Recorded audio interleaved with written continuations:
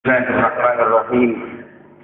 Qala mu'allif rahimahullahu ta'ala wa nafa'ana bi'ulumihi fid darini amin. Wa qala radiyallahu anhu wa radiyallahu ankum ajma'in. Al-faslul awwal bi anna al-ilma la yunalu illa bil jiddi wal ijtihad. I'lam rahimakallahu annahu kullama syarafa al-matlabu zada at-ta'abu fi bulughihi wan nasab wal ulya la tadraku bil huwaina wa la tunalu al-ma'ali illa bi shaqqil anfus. Wa fi sahih Muslimin an Yahya ibn Abi Katsir rahimahullah ta'ala qala la yustata'u al-ilmu bi rahatil jism. Wa kama qila la tahsabil majda tamran anta akiluhu lan tablugal majda hatta tal'aqal sabira.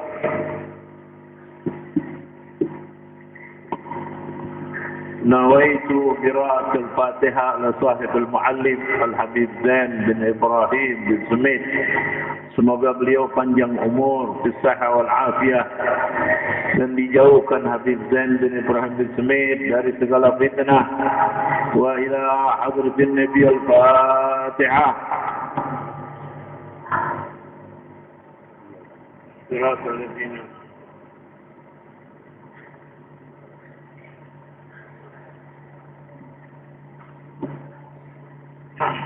Alhamdulillah.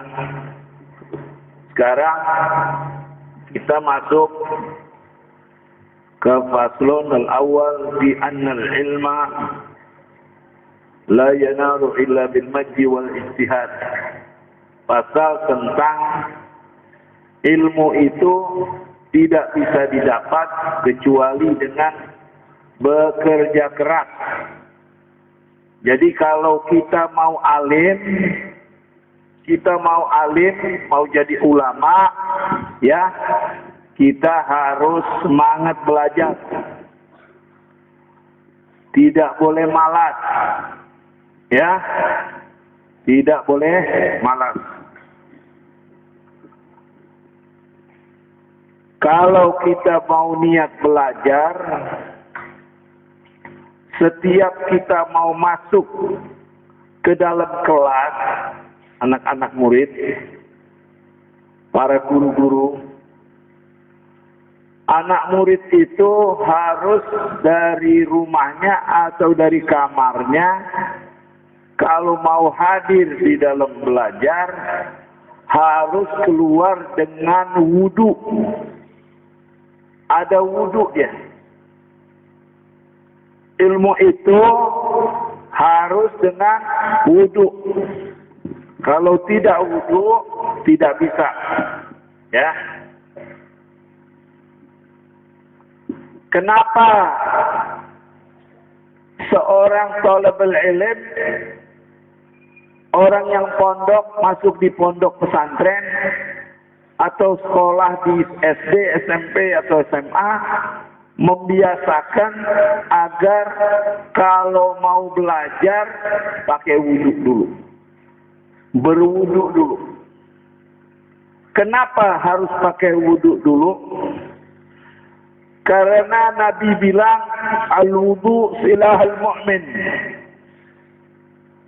Wudhu itu adalah senjatanya orang mukmin. Jadi kalau kita ini mau pergi ke kelas, mau maju sekolah nih, anak-anak murid mau masuk kelas, harus berwudu, baru pergi ke kelas. Kenapa? Karena ini senjata. Wudu ini senjata. Senjata untuk siapa? Untuk menghadapi setan. Semua setan paling capek dan paling semangat mau menggagalkan anak-anak kita yang sekolah agama. Maka itu sewajibnya guru mengingatkan kepada anak murid mesti berwudu kalau masuk di kelas. Supaya itu senjata ada di badannya. lalu setan tidak bisa menggoda dia. Itu maksudnya, sunnahnya, ya, biar mengerti, ya. Sayang kalau kita tidak mengerti. Udah jabat jauh-jauh, datang dari Parabai, datang dari Tanjung, datang dari Balikpapan, sekolah, sampai di sini malas. Kenapa malas? Karena ada setan. Cara mengusir setan, kita sendiri ini harus berwudu.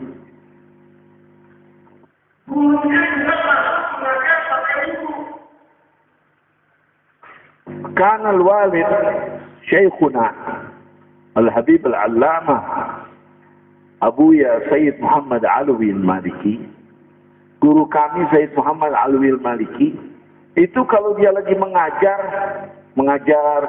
di rumah itu, kalau dia lagi mengajar, umpama dia ada hajat, mau buang air kecil, dia pergi ke kamar mandi, dia bangun, dia pergi ke kamar mandi, nanti dia selesai hajat buang air kecil nih, habis dia kencing, dia ambil wudhu.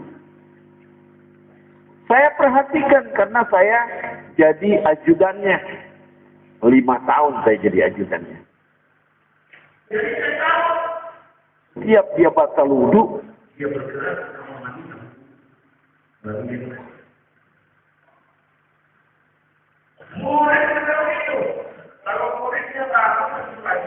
bangun keluar, baliknya itu ada wudhu. Kenapa? Karena sang guru sudah menjadi contoh kepada muridnya. Supaya si sang murid ini jadi ulama, jadi aulia. Dari kecil membiasakan diri dengan guru. Mau belajar. Umpama mau belajar di sekolah, mau belajar di rumah guru, pelajaran apaan di rumah guru, keluar dari kamar kita sudah berwudu. Ini yang saya bicara sama anak-anak. Kalau mau belajar, ambil wudhu dulu, baru masuk di kelas. Supaya itu setan tidak berani mengganggu kita. Ya. Nah. Ikra ya. I'lam rahimakallah annahu kullama syaraful maqlub zada ta'ab fi balghihi wa nasabi. Walau ia la tudriku bil hawa bal huwaini. Al-huwaini itu khayalan. Ilmu itu tidak bisa didapat dengan khayal. Dengan janji-janji muluk. Nggak bisa. Ilmu itu harus didapat dengan capek, dengan sakit, dengan susah. Baru bisa mendapatkan ilmu yang melahirkan kita menjadi seorang ustadz, seorang ulama yang baik. Kalau cuma duduk-duduk aja, karena aku punya kakek akan datang bantu aku, kakek ulun nanti datang bantu aku, guru aku nanti bantu aku, itu jangan huwaina. Itu namanya huwaina, berangan-angan. Dalam menuntut ilmu tidak boleh berangan-angan. Mari saya mengajak murid-murid yang tercinta, Thalabul Ilm Darul Falah, Madrasah Al-Falah, saya mengajak kalian untuk bagaimana caranya menuntut ilmu, asas menuntut ilmu.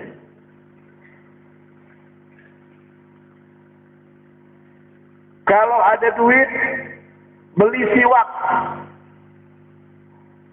Ini pertama. Di luar kitab ini. Bicara ini di luar kitab. Beli siwak. Pakai siwak. Kalau kita punya gigi bersih, ya, kita punya kepandaian bertambah. Itu yang bilang Imam Ali bin Abi Thalib. Ya, biasakan pakai siwak, karena siwak ini membuat daya ingatan yang kuat. dan mudah menerima ilmu. Siwak itu kalau sudah dipakai, ditaruh di kantong di depan. Kasih lihat. Nih, contoh nih siwak. Ini saya bawa siwak. Ini siwak. Kita kalau habis pakai siwak nih, kita taruh gini. Biar kelihatan. Kalau ada teman kita yang diikutin setan, itu setan yang ada di badan dia, lari dia siwak. Ini rahasianya siwak. Kalau kita pakai siwak, kita kasih lihat. Kalau orang itu yang ada di depan kita, jiwanya kotor, maksiat, dia takut lihat kita. Karena ini siwak. Jadi logikanya, siwak ini adalah benda yang selalu bersamaan dengan malaikat. Jangan ditinggalkan ini siwak. Biasakan pakai siwak. Ya. Biasakan pakai siwak. Jangan siwak ini dipakai hanya untuk sembahyang. Dipakai juga waktu mau baca kitab. Kita pakai ini bawa ke sekolah. Begitu kita mau baca kitab, mulai mau baca kitab, dan gosok. Ya, tekan. Ini memudahkan untuk menerima ilmu. Memudahkan untuk kita jadi orang yang kuat menghafal Al-Quran. Itu salah satu syarat untuk thalabul ilm supaya dapat ilmu. Syarat yang kedua, ya, syarat yang kedua dalam menuntut ilmu itu, kita tidak boleh banyak bergurau, tidak boleh banyak berpender bagi anak-anak yang mau sekolah, supaya kalian menjadi ulama yang soleh, yang alim. Ya, jadi ustadz yang baik. Paham ya? Supaya ini ilmunya dapat cepat. Jangan bilhuyana. Jangan dengan khayalan. Mengangan-angan jangan.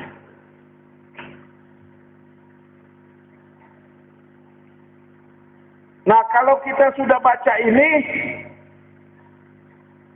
saya ulangin lagi, para ustadz, kalau mau sukseskan ini murid-murid di dalam sekolah menjadi orang, setiap sudah masuk ke dalam kelas, awal pelajaran, sebelum mengajar, murid sudah masuk dalam kelas, guru-guru Al-Falah mewajibkan ramai-ramai membaca Alam Nashrah Laka Sadrak. Wajib baca. Kalau mau mendapatkan ilmu. Kalau mau mendapatkan ilmu, ayo ramai-ramai baca Bismillahirrahmanirrahim. Alam Nashrah Laka Sadrak. Alladhi anqadha dhahrak. Inna ma'al usri yusra. Inna ma'al usri yusra.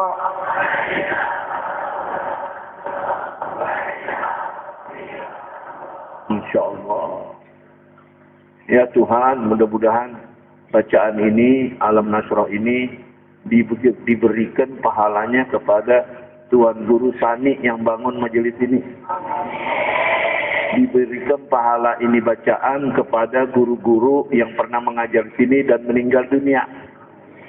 Guru-guru laki-laki atau guru-guru perempuan. Al-Fatihah.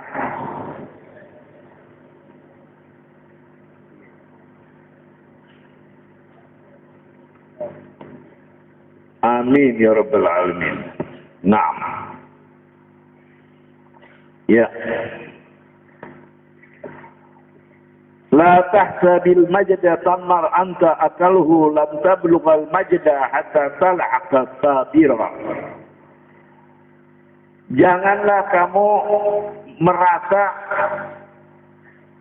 bahwa kamu sudah sampai bisa menghasilkan buah dalam ilmu, seolah-olah ilmu itu sudah cukup untuk dimakan. Jangan berangan-angan, la tahsib. Jangan. Seperti buah itu. Kita tanam pohon, nanti ada bunganya, ada buahnya. Ilmu juga begitu. Tapi di dalam ilmu, baru ilmu sedikit, jangan merasa bahwa ilmu ini sudah hebat. Sebagaikan buah yang sudah tinggal dimakan. Jangan. Itu maksud daripada syairnya. Ya.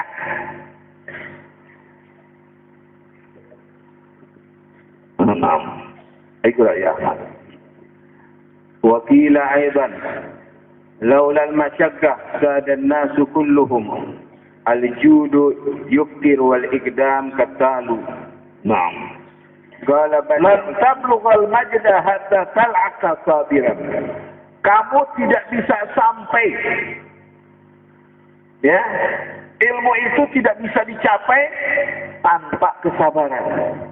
Syaratnya anak-anak mau berendai ilmu harus sabar. Mau hafalin Al-Quran gak boleh buru-buru. Mau cepet-cepet jadi 1 juz, nggak, jangan. Al-Habib Ahmad bin Zain Al-Habashi itu kalau dia mau menghafal, dia kembalikan bacaan hafalannya itu 1 kali baca 25 kali. 25 kali. Kalau dia mau menghafal sesuatu, dia baca, dia ulang lagi. Dia baca, dia ulang lagi. 25 kali. Setiap hari. Nah, dalam kesabaran itu, nanti Allah Subhanahu wa ta'ala membantu kita mendapatkan ilmu. Ya. Nah, ikra. Qala badi'uz zaman rahimahullah, i'lam anna al-ilma bati'ul lizam, ba'idul maram, la yudraku bis-siham, wa la yura fil manam, wa la yuratu anil aba'i wal a'mam. Naam. Qala badi'uz zaman Ahmad bin Husain bin Yahya Al-Hamadani, i'lam anna al-ilma bati'ul nizam ba'idul maram la yudraku bis-siham. Ini ilmu ini tidak bisa dicapai dengan kejelekan. Ilmu ini harus didapatkan dengan sungguh-sungguh belajar. Tidak bisa ilmu ini dihadapi, ya, bati'ul lazam. Ba'idul muram. Ba'idul muram itu jauh dengan keangan-angan, mau begini, nanti mau begini, ya. Ini karena kaikku alim, karena kaikku alim, karena pamanku ulama, karena bapakku ulama. Itu gak bisa ilmu itu. Ilmu gak bisa didapat cara itu. Ba'idul lazam. Ba'idul lazam. Jauh dari kenyataan. Tidak bisa. Ilmu itu tidak bisa anil aba wal ajdad. Seperti ini. Ayah saya alim, kakek saya alim, terus saya berpegang itu. Tidak boleh. Gak bisa itu ilmu cara itu. Ilmu itu didapatnya dengan tawadu, dengan adab, dengan sabar. Ya. Ba'idul murab artinya jauh dari angan-angan.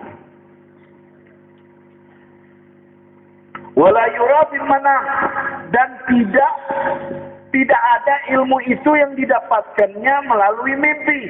Mengharap, belajar enggak, baca kitab enggak, menghafal enggak, lalu mengharap agar bisa dapat ilmu dalam mimpi. Itu enggak bisa. Anak-anak enggak boleh. berhayal seperti itu.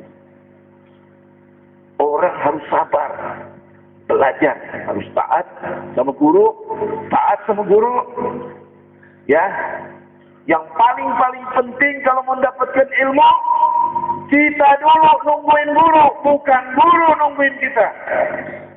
Paham apa enggak? Murid dulu ada di dalam kelas, baru sang guru masuk. Itu yang benar. Bukan guru lagi nunggu, murid ada yang di kamar mandi, murid ada yang di warung makan, murid ada yang lagi ngobrol sama teman. Itu salah. Dan itu tidak bisa bikin jadi ulama.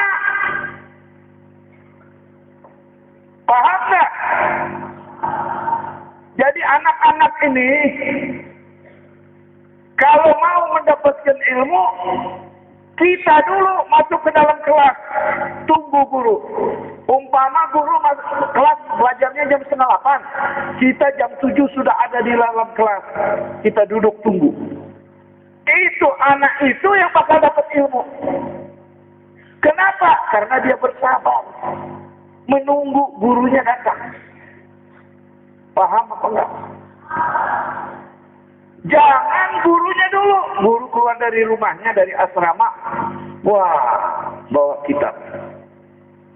Guru masuk kelas, kelasnya masih kosong. Duduk, taruh di sini. Kitab di meja. Gurunya sambil nunggu murid main HP.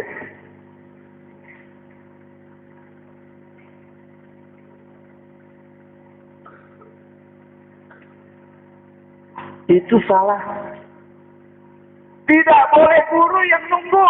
Kita murid yang harus menunggu. Paham nggak? Mau berjanji nggak? Benar. Kita masuk di dalam kelas, tunggu guru. Kalau guru mengajar di masjid, kita dulu masuk ke dalam masjid. Nanti gurunya datang. Pasti anak itu jadi ulama. Saya jamin jadi ulama. Saya jamin jadi ustaz. Saya jamin jadi orang soleh. Asal gurunya dihormat. Paham enggak? Insya Allah nanti pelan-pelan akan ada pasal cara berguru dalam kitab ini. Insya Allah. Ya. Paham ya? Ini guru datang 6:30, murid masuk 7:30. Mana mau dapat ilmu? Gurunya sabar, nungguin. Paham ya? Janji, kalau mau belajar yang benar, mau jadi murid, mau jadi ulama, mau jadi ustaz, harus tunggu guru. Kalau guru hari ini mengajar di kelas, tunggu kita lebih dulu masuk di kelas. Kita dulu masuk. Kalau guru mengajar di masjid, kita dulu masuk di masjid. Kalau guru kita mau belajar ilmu, umpama fikih, kita mau tambah kitab, kita mau belajar di rumah guru. Umpama guru bilang, ya jam 5 sore kamu datang belajar. Kita di depan rumahnya 4:30 udah ada. Di depan pintu rumahnya. Itu baru namanya murid. Dan itulah yang bakal jadi orang. Ini guru udah kasih waktu jam 5 mau mengajar di rumahnya, murid datangnya 5:30. Ini namanya kecoa. Murid yang gak pantas jadi murid, gak menghargai gurunya. Dan cium tangan sama guru. Ya. Jangan ciumnya. Jangan. Anak sekarang tuh kalau cium tangan ajaib. Begini. Pak, iya guru. Iya guru. Satu salaman lagi. Yang satu salaman. Iya guru. Salah. Di dalam Bukhari, di dalam Muslim, Al-Imam Al-Muslim yang mengarang Sahih Al-Muslim, cium tangan gurunya, cium kaki gurunya Imam Bukhari. Imam Bukhari itu gurunya Imam Muslim. Imam Muslim waktu belajar sama Imam Bukhari, cium kaki gurunya. Bukan tanggung kalau mau belajar. Paham? Saya sengaja ngomong begini supaya kalian ini bercahaya di mukanya. supaya kalian ini berilmu.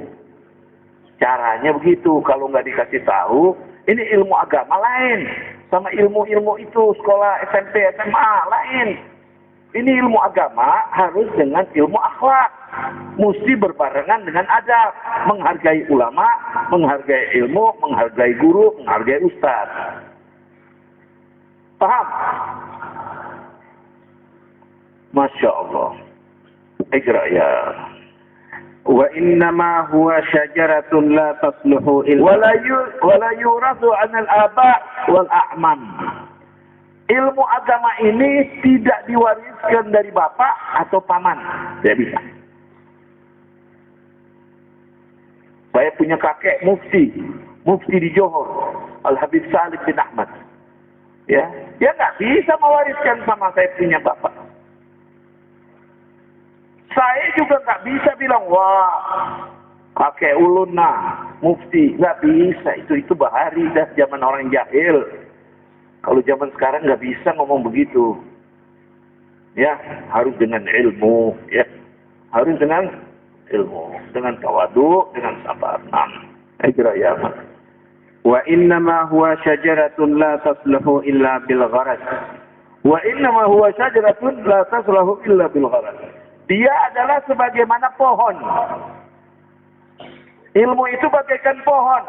Pohon itu kalau kita mau bagus, kita harus jaga itu pohon. Jaga pohon itu jangan sampai kena hama. Jaga pohon itu kasih air. Supaya dia timbul buah yang baik, bunga yang baik. Kalau tidak dijaga, dia tidak akan timbul bunga yang baik. Wala tukrasu illa bin nafas. Terus. Wala tusqa illa bid daras. Wala tukrasu illa bin nafas. Tidak bisa didapatkan, ya, kecuali dengan jiwa yang bersih. Ya, tidak didapatkan. Illa bin nafas, dengan jiwa yang bersih. Ya, jiwa yang bersih maksudnya apa di sini? Tidak malas. Ya. Jiwa yang bersih apa di sini? Tidak bercanda. Ya. Tidak ngomong kotor. Ya. Tidak suka menunjukkan kemaluannya dengan temannya. Ada yang suka tunjukin kemaluan sama temannya. Paham nggak? Itu tidak boleh, haram hukumnya. Haram. Nanti hari kiamat mata kita dibutakan oleh Allah. Kalau kita masuk dalam kubur suka melihat auratnya orang lain, kita punya mata ini akan dibutakan sama Allah di dalam kubur. Kita nggak lihat apa-apa. Malaikat Munkar wa Nakir kita nggak lihat. Rasulullah yang datang bantu kita di dalam kubur kita nggak lihat. Karena kita punya aurat suka dilihat dengan orang lain. Ya, jaga diri yang baik. An-nafas, ini berbicara nafas. Jiwa itu harus bersih. Ya. Jangan suka berbuat maksiat di dalam sekolah. Dalam pesantren itu godaannya banyak. Ya, kita hati-hati. Ya. Hati-hati. Digerak. Wala tusqa illa bid-daras. Wala tusqa illa bid-daras. Tidak cukup kecuali dengan kita belajar. Ulang lagi, buka lagi itu buku, belajar lagi, ulang lagi buku. Datang sama teman, umpama kita punya teman yang cerdas di dalam sekolah. Kamarnya umpama di sana, kamar kita di sini. Dia sekelas sama kita, tapi dia cerdas. Kita bawa ini kitab. Kita tanya sama dia yang pintar. Bagaimana nih kalau ini nih maksudnya gimana nih? Nahunya bagaimana? Sorofnya bagaimana? Maknanya bagaimana? Nanti diterangin ini begini. Tidak usah malu. La tusqa. Tidak cukup. Kecuali dengan belajar. Berulang-ulang. Terus belajar. Paham? Dulu saya bingung bagaimana tuh ulama-ulama bisa menghatamkan kitab 7 macam dalam waktu 1 tahun. Kitabnya 7. 7 macam ilmu. Ilmu tafsir, ilmu nahwu, ilmu fikih, ya.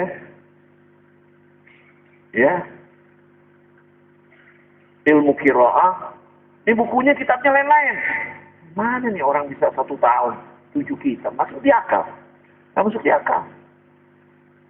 Waktu saya sekolah di Zabit, seorang guru yang saleh, yang alim, namanya Syekh Asad Hamzah. Dia mufti madhab Abi Hanifah. Muftinya dia. Saya tinggal di dalam rumah dia. Berguru dengan dia. Ya waladi, kamu mau berapa tahun tinggal di sini? Saya bilang 5 tahun. Mau baca fikihnya apa? Saya jawab, Abi Suja. Baik.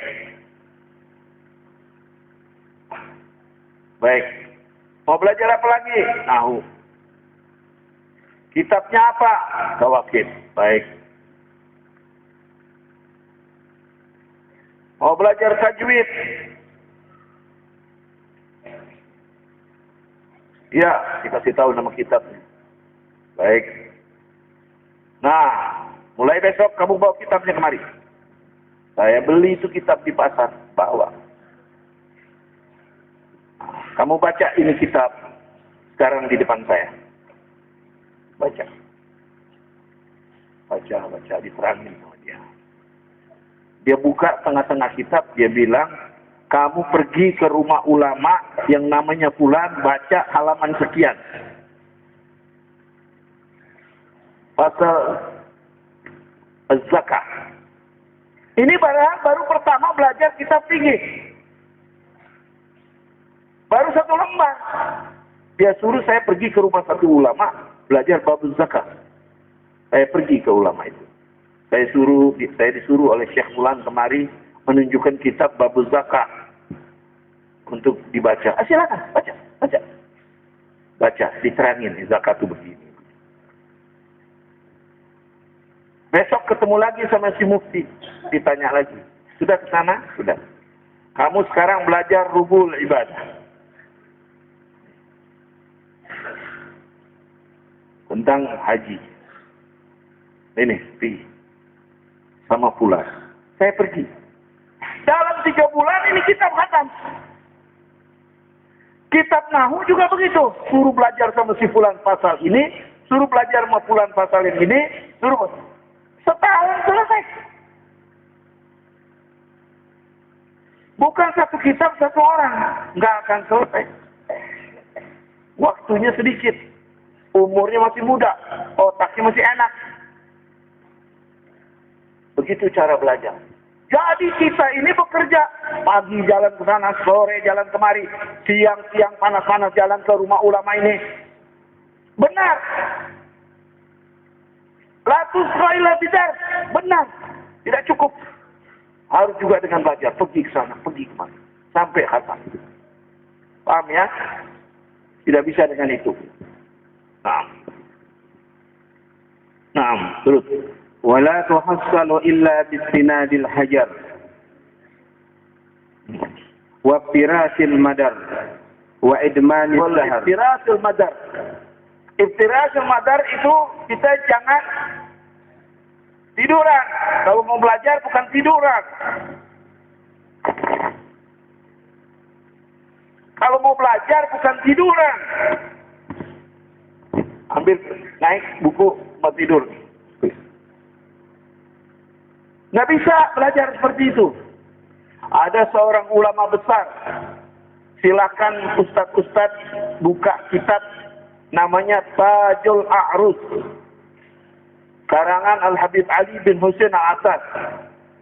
Cari di situ pasal manaqib Al-Habib Salim bin Ahmad bin Muhsin bin Abu Bakar Al-Attas Mufti Johor. Cari di situ. Dalam kitab Tajul Arus. Kitab itu 2 jilid. Nah, pasal yang ini saya cerita ini ada di jilid pertama. Di halaman akhir. Ini Habib ini murid Mufti Makkah, Said Zaini Dahlan. Said Zaini Dahlan ini adalah mufti. Nah, ini Habib Salim muridnya. Ini Habib Salim dari hebatnya dia belajar. Dari hebatnya zaman dulu kan pakai lentera kalau orang sekolah. Kalau sekarang kan pakai listrik. Oh dulu lentera. Ini lehernya diikat sama rantai sama dia. Diikat. Baca di kitab Tajul Arus. Baru dia baca kitab duduk. Kalau dia ketiduran begini, ketarik, napasnya berhenti, balik. Akhirnya dia menjadi seorang ulama yang mempunyai mazhab tersendiri. Ikat. Kalau dia baca kitab ngantuk, karena ngantuk ketarik ini lantai, nggak bisa napas dia balik lagi. Akhirnya dia menjadi ulama besar dunia. Muridnya Al-Imam Baijuri. Ini Habib ini muridnya Imam Baijuri, Sulaiman Al-Baijuri. Yang sekarang kitab Baijuri ya, dalam fikih Syafi'i, ini Habib muridnya. Bayangkan coba. Ya. Gak bisa dengan tiduran. Kalau dengan tiduran, setannya ada di mata. Bukunya kemana, otaknya kemana. Kalau mau baca kitab, harus duduk. Bukan tiduran. Tidak boleh baca kitab tiduran. Ya. Di sini dikatakan, ya, wal istirahatul madam wa idmanisa. Kalau ilmu itu mau dapat, kita tidur jam 9 malam. Ini saya ajarin anak-anak. Jam 9 malam, kalau udah nggak ada pelajaran lagi, kita tidur. 10, 11, 12, ya, 1, 2. Ini udah 5 jam. Tidur udah 5 jam. Karena tidur sudah 5 jam, ini cukup. Kita bangun malam jam 2. Ambil wudhu, sembahyang sunnatul wudhu, sunat tahajud, baru kita buka buku, kita pelajari. Pasti kita bisa ngapal. Kenapa pasti? Kenapa pasti orang yang bangun malam menghafal buku atau menghafal ayat Quran atau menghafal hadis pasti dapat? Satu, nggak ada suara, nggak ada gangguan. Kedua, hati bersih, tenang. Ketiga, ya, Allah bertanya kepada malaikat, hal min talab hajatin, ada nggak manusia yang meminta-minta? Ada, kata malaikat. Itu anak-anak lagi pada menghafal Al-Quran, wahai Allah. Anak-anak lagi menghafal hadis, anak-anak lagi menghafal Al-Mahfudat. Itu semua dikabulkan oleh Allah. Lalu kita mudah menghafal. Tapi tidurnya jam 9. Jangan tidur jam 12. Kalau kita tidur jam 12, dari jam Isya kita tidur jam 12, dari mulai Isya jam 8, 9, 10, 11, 12. Ini kita kerjaan ngobrol, ketawa, dengerin musik. Nggak bakal jadi orang. Anak-anak mesti jam 9 tidur. Bangun jam 2. Belajar. Habis sembahyang, sunnatul wudu, surat tahajud, belajar. Hafal. Bismillahirrahmanirrahim. Baca. Umpama amma yatasaalun anin naba'il azim. Mau hafalin Quran, hafalin juz amma di malam-malam. Pasti diterima. Pasti bisa. Paham? Idmanul nahar, idmanul sahar, artinya bangun malam. Itu malam itu harus kita bangun. Bukan suruh begadang, bukan. Jangan salah paham. Bukan disuruh sahar layali, bukan. Sahar layali itu begadang. Bukan itu. Yang disuruh kita tidur sebagaimana ajarannya Allah di dalam Quran, walaila subata. Malam itu untuk istirahat, tidur. Kita tidur dari jam 9, 10, 11, 12, 1, 2, udah 5 jam. Taruh paling jam 3 kita bangun, udah 6 jam kita tidur. Lalu kita menghafal Al-Quran, menghafal hadis. Bisa dapat. Bukan disuruh begadang, jangan salah paham. Sebab otak juga perlu istirahat, perlu tidur. Mata juga perlu tidur. Organ-organ juga perlu istirahat. Untuk supaya kita bisa mencapai ilmu yang kita inginkan. Menghafal mahfudat, bahasa Arab. Nah, ikra. Wa qillatin naum. Wa qillatin naum. Sedikit tidur. Yang dimaksud sedikit tidur itu, yang tadi itu.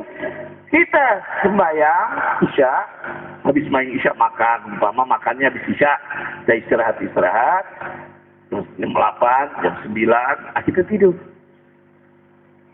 Habis kita tidur, kita bangun untuk sembahyang. Bukan kita tidur langsung sampai ke bukan kita tidur sampai ke subuh, bukan.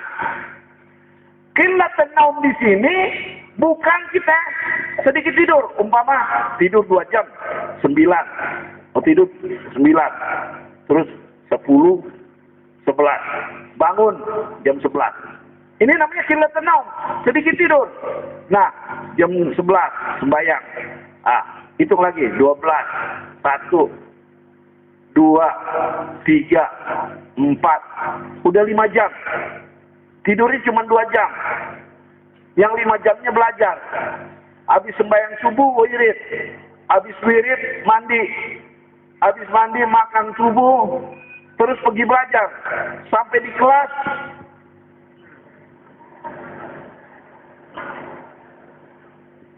Gurunya tanya, mana tuh si itu nggak masuk kah? Sakit kah? Kata guru, ada. Mana dia? Guring. Dia ke guru. Kenapa ikan guring? Sakitkah? Kata, ulun semalam begadang. Salah itu. Qillatun naum di sini, yang dimaksud qillatun naum, bagi waktu yang benar. Ya ini jam 9 tidur, 10, 11, 12, 1, 2. 5 jam kita tidur. Bangun, kita tidur, kita belajar. 3, 4, 5. Sembahyang subuh. Wirid, istirahat. Makan pagi, mandi, baca lagi kitab. Nah, untuk supaya bisa tidur ini, tambahan kekurangan tidur, nanti habis makan siang, kalau nggak ada pelajaran di sekolah, nggak ada pelajaran di masjid, tidur 1-2 jam. Cukup deh. Yang tadi tidur 5 jam, tambah 2, 7 jam. Sudah cukup. Begitu yang dimaksud qillatun naum. Qillatun naum di sini bukan tidur jam 8, bangun jam 10, habis itu begadang sampai subuh. Nanti di sekolahan, bukan. Itu qillatun naum. Jangan salah paham. Paham ya? Sebab makanan di pesantren ini, makanan para aulia. Al-mawjud. Fi kulli mawjud. Nasi dingin sama tempe, makan. Ini hari bikin sayur asam. Makan. Makanannya nggak bergizi. Jadi otak ini nggak cerdas. Yang bikin cerdas otak itu bisa mengatur waktu tidur untuk belajar. Bukan dari makanan. Kata orang barat, kurang gizi. Dulu kita sekolah di Hadramaut, tidak ada apel, tidak ada jeruk, Tidak ada semangka. Yang ada korma. Nggak ada nasi, nggak ada beras. Kapan bisa makan nasi? Kalau ada orang nikah, orang kaya nikah. Wah, kita dengar di gunung sana ada orang kaya, insya Allah bulan depan anaknya nikah. Kita rame-rame biar nggak diundang pergi. Karena kepengen makan nasi. Udah lama nggak makan daging kambing. Kita rame-rame pergi ke sana. Sisa bekas orang makan kita kumpulin. Kita makan rame-rame sama teman-teman. Karena di sana dulu waktu sekolah saya cuma dikasih korma satu begini kalau pagi. Habis sembahyang subuh korma satu. Didatangin di dalam kamar. Taruh. Ada air putih. Makan tuh korma air putih. Nggak ada buah lain. Nggak ada pilihan. Makanya orang keluar dari ulama dari Hadramaut jadi wali. Jadi alim. Jadi soleh. Mukanya bercahaya. Kenapa? Karena makanannya dari situ. Bukan soal gizi. Soal ini qiyamul lail, pintar membagi waktu. Paham? Tiga. Wasilatil lailati bil yawm. Wala yudrikuhu illa man anfaqal 'ain. Wala yudriku illa man anfaqal 'ain.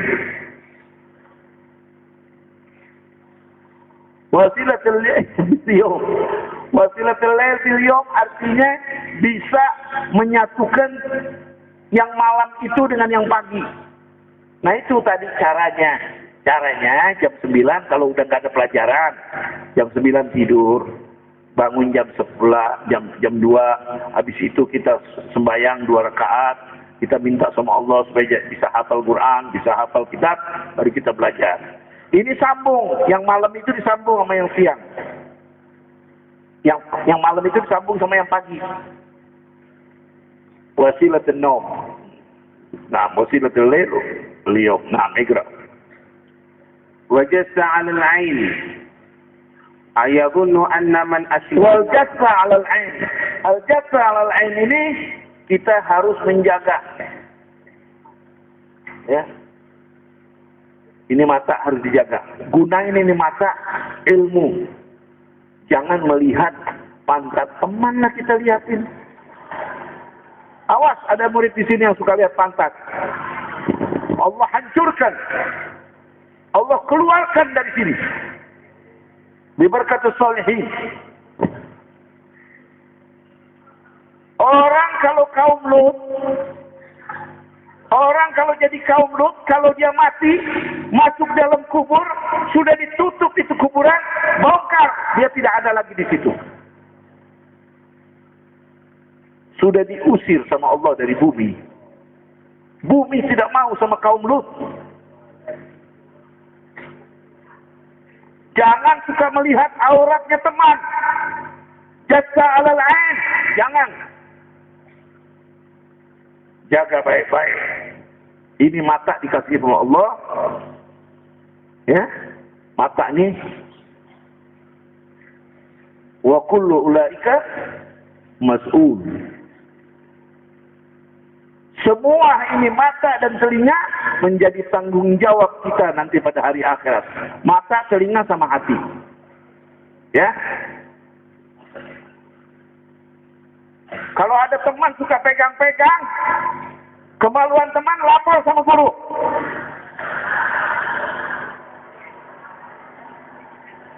Atau kalau ada guru suka pegang-pegang kemaluan murid, lapor sama guru. Jangan takut. Kenapa? Supaya kita punya sekolah ini diturunin malaikat dari langit. Sebab malaikat tidak pernah melihat auratnya manusia. Paham apa enggak? Apalagi itu anak imut-imut. Waduh.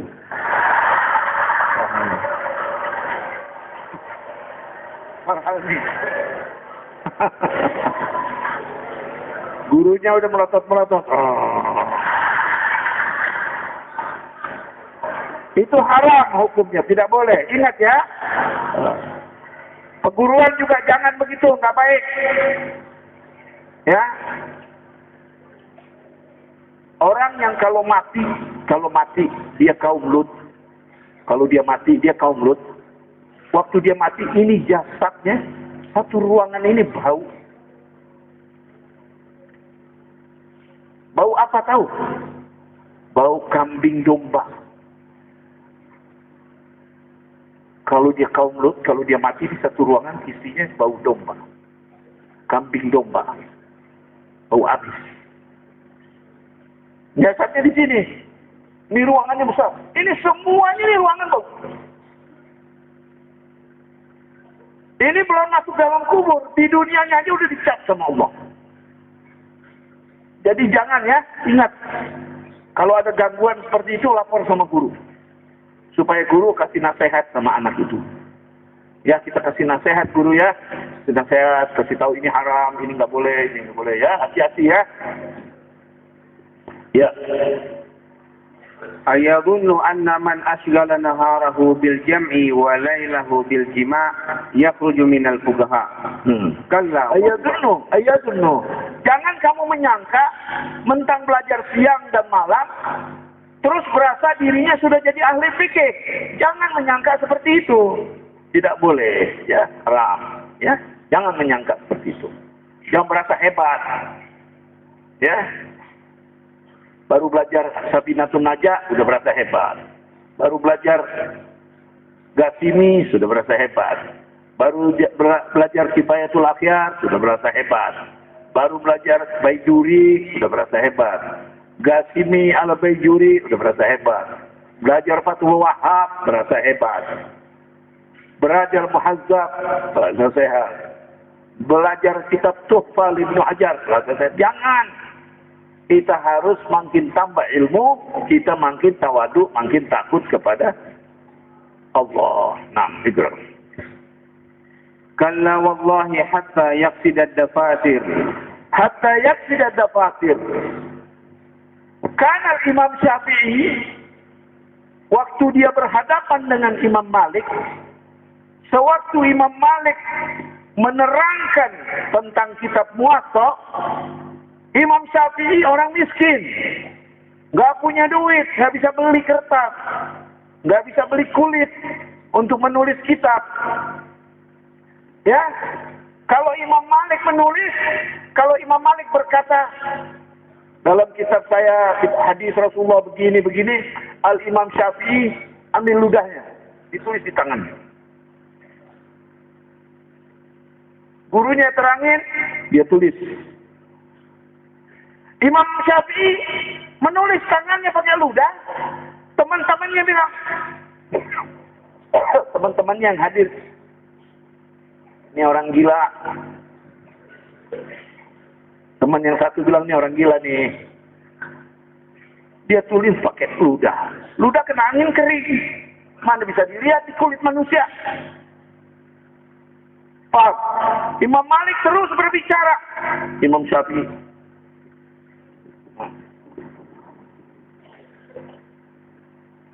Di sini ditulis. Imam Malik lihat. Selesai. Hai anak. Aku melihat tadi kamu mencatat dengan ludah di tanganmu tadi. Iya, dia bilang. Kenapa? Saya nggak punya uang mau beli kulit untuk menulis. Saya nggak punya duit untuk beli tinta. Lalu yang kamu tulis, kamu tahu nggak? Tahu. Coba, apa yang saya bicara tadi hadis Rasulullah? Dia buka. Halaman sekian, pasal ini. Oleh Nabi SAW begini. Imam Malik kaget. Itu air ludah yang ditulis itu menjadi cahaya, menjadi huruf dan cahaya. Yang bisa lihat cuma Syafi'i sendiri. Kenapa begitu? Karena Imam Syafi'i nurnya besar di dalam badannya. Jadi tulis.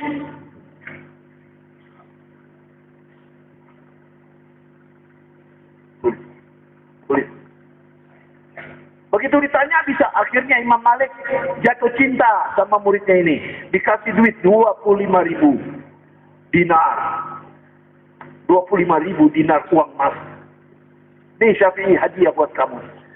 Beli tinta, beli kulit. Ayah, belajar. Dia belajar. Dia beli kulit, dia beli tinta. Dia datang sama gurunya, dia bilang saya sudah belanja ini semua. Dia beli sebanyak-banyaknya tinta, sebanyak-banyaknya kulit kambing dia beli. Lalu dia tulis apa yang diajarkan oleh Imam Malik. Waktu dia hijrah ke Irak,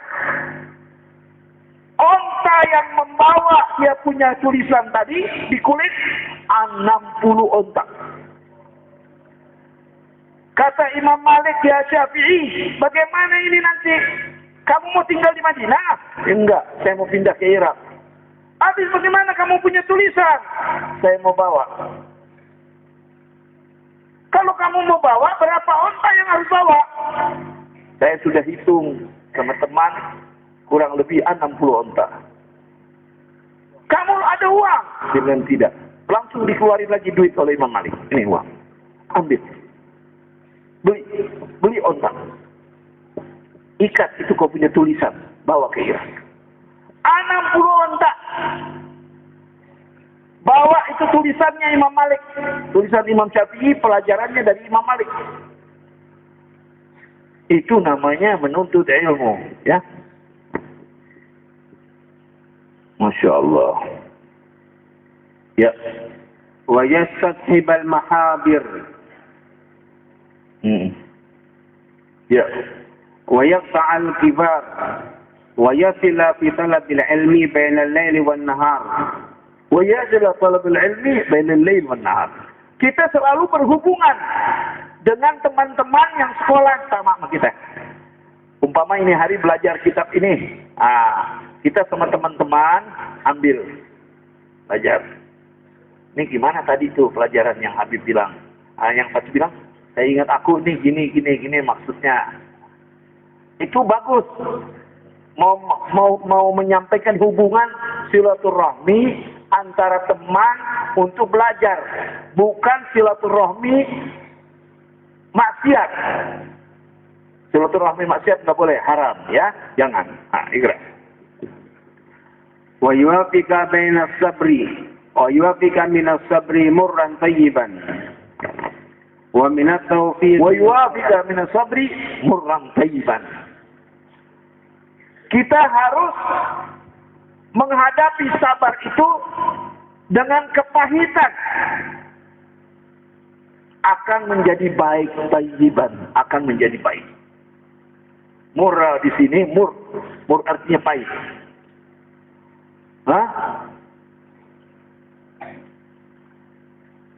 As-sabru, ya, ada syair bilang apa?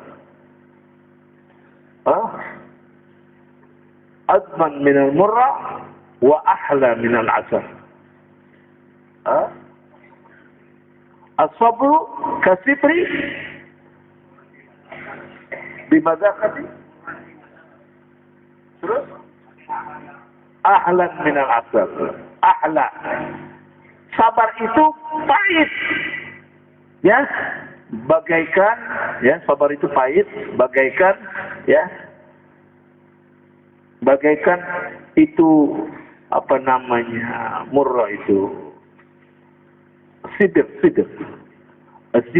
jadam, bahasa Arabnya jidid, jizm, jadam, as-sibra itu bermakna jadam, bahasa Arabnya, mur pahit, ya, sabar itu pahit, tapi nanti akhirnya menjadi lebih manis daripada madu. Nah, ikhlas.